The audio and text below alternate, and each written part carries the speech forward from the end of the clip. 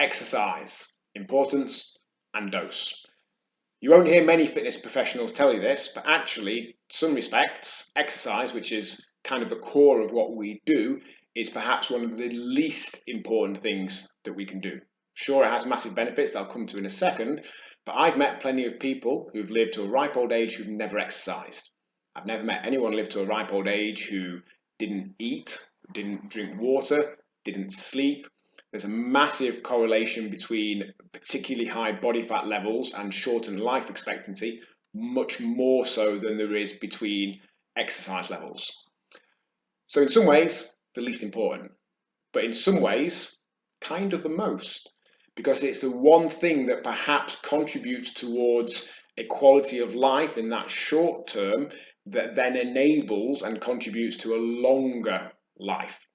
So the increased energy and focus and mental health and all the benefits we get from regular exercise can and probably will have a knock-on effect in the other variables that also compound to affect our expected lifespan.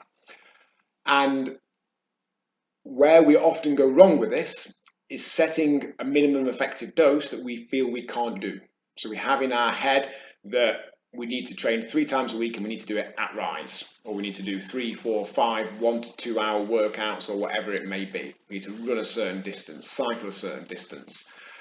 And there's tons of research that shows that any exercise has the biggest benefit compared to none than other similar incremental increases.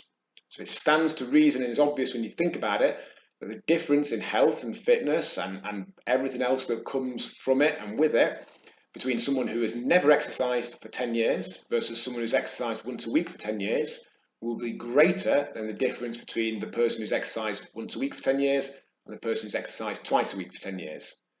That's greater than the person that's exercised 2 times versus the person that's exercised 3 times and so on. So in some respects, it's diminishing returns.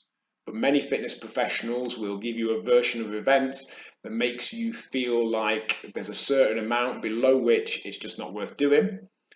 And that's compounded by our own beliefs and what we see on social media and elsewhere. So if you ever tell yourself that I'll leave it this week because I can't do X, Y, Z, when you could have done 3 5-minute workouts in front of the TV, a stretch, some bodyweight workout, a single session of rise, a single online RTP session, then question that.